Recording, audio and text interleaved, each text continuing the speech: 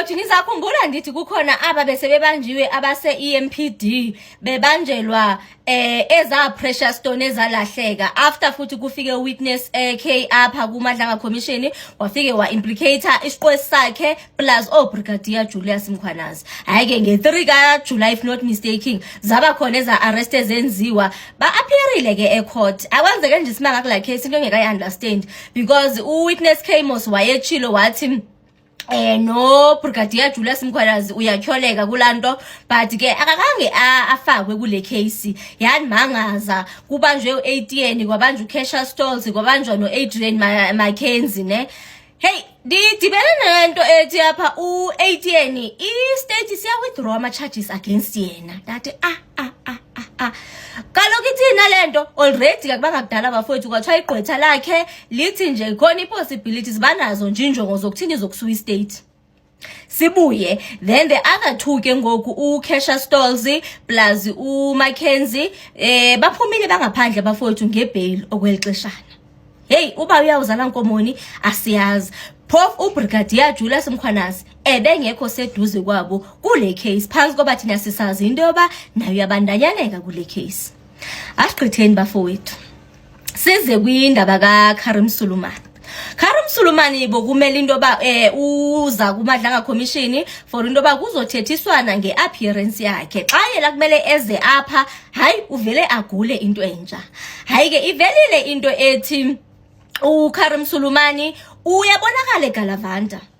So kwakhona nento ethi ngathi nama CCTV ayabonakala ayabonisa kwa kungathi kwayakhona nenye into ethi futhi kwaKarim Sulumane lona uboniwe kuye ko Truworths kwathiwa nini uyaGalavanta ugcwala neCape Town uyaflyer out yakhona into ethi even iregistration yemoto ingathi wayehamba ngayo ikhona.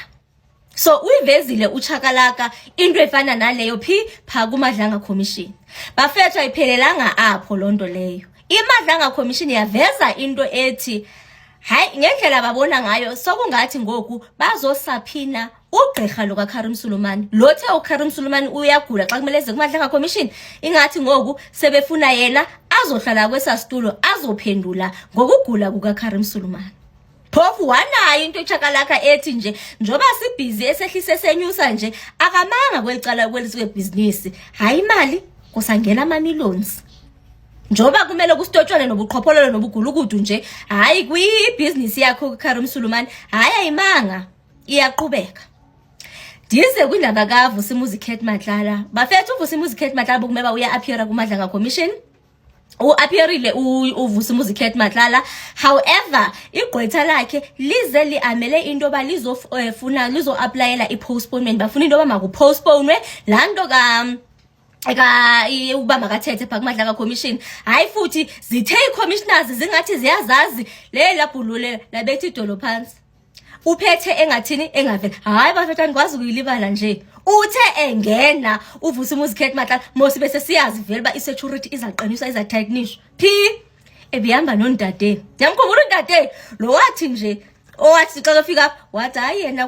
uyikhomanda ye-PKTT wathi hayi iziganeko ziyenzeka kuba khona nje ixesha apho kuba kubi khona kuthi hayi amadoda athilalele kodwa hayi khona member eyi1 ye-PKTT oke yalala laliswa ngamanye amadoda bona beyemsebenzini hayi kodwa ukubalalisa bona bayabalalisa. Hayi ke uthe engena wabe busy ubona nje into yoba yazini sense room check i-coast lathi ntade kwezo ndawo ntade Khumalo commander ye-PKTT madoda abafana babo.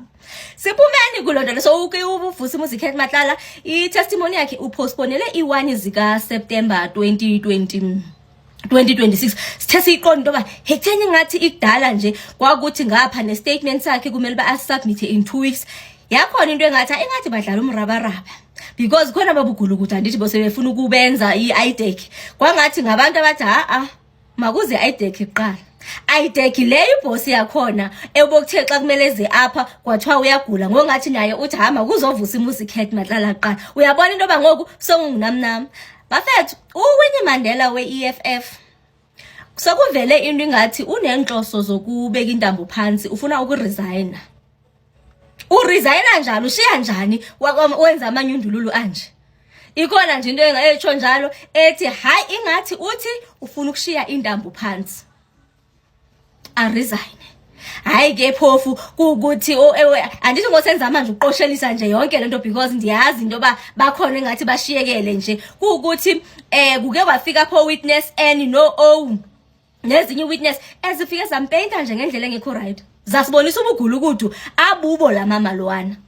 kwavezwa nendlela bekethi adlala u5 kuqunyelwa nama case even awo General Khan uGeneral Khan lo okubonakala ngathi kukona lapho wayestepa khona ehlaba enye yesubordinates zakhe emsebenzini kithe xa ivula icase wajika yena unto uJohnson lona hayibo wadlala u5 yanga yindawo la case sibuye madoda kwaqhuyekwa ke ngoku kufika apha omnye uPadiach Brian sithetha ngale Indian couple wake wasixelela uGeneral Nhlanhla Mkhwanazi into ba akhontwe yiyo akakaze empilweni yakhe aphathi docket xa keqgqibile wathathwa wabekwe ezingeni eliphezulu wayi-senior investigator umuntu ongekazi aphathi docket bafethu uthe xa kefika wafika confident ngendlela nje sisimanga P approve uGeneral Nhlanhla Mkhwanazi right ezosixelela into ba le case le yabambisa oGeneral Khumalo yena wayireferelwa nguFadel Adams niyibona yonke lento leke ngoku kuya kuthini kuya kukhanya bafowethu ndicela nindive xa ndisithi uba ngabe uGeneral Nhlanhla Mkhwanazi wayengazange athathe esa step akasithathile bafowethu yona i-security cluster sethu kucacile bebezimisela ukubhuqa umbuso bafethu i-cartels bezizotake over niyeke le mibhedo ethethwa ngu-Adok ke Adok ba isithi yona ayiboni intonto phofu ke besilindeni ku-Adok nabafethu andikho disappointed azange ndibe nathemba ncam nje kwinto nokwenza ne-Adok because ndaba nayo into ethi utshilo uGeneral Nhlanhla Mkhwanazi uba i-members zeparlament ezinye zi-implicated now uzi-investigate njani kwawena kuthiwe wena thatha iba yi-part and parcel ye-committee kwawena self onobugulukudu kuyo bafowethu ndicela ukunixelela into ethi yabona ngoku i-puzzle icace bha uba ubani ngubani aba bantu kucacile bonke bebekwi-camp A1 ngekungenzeka bazahlala kube khona lapho bexambulisana khona besula khona kodwa le camp ibi camp A1 bafowethu xa uNational Commissioner esuka kungena uGeneral Shadrack Sibiya xa uGeneral Khumalo esuka kungena uKhan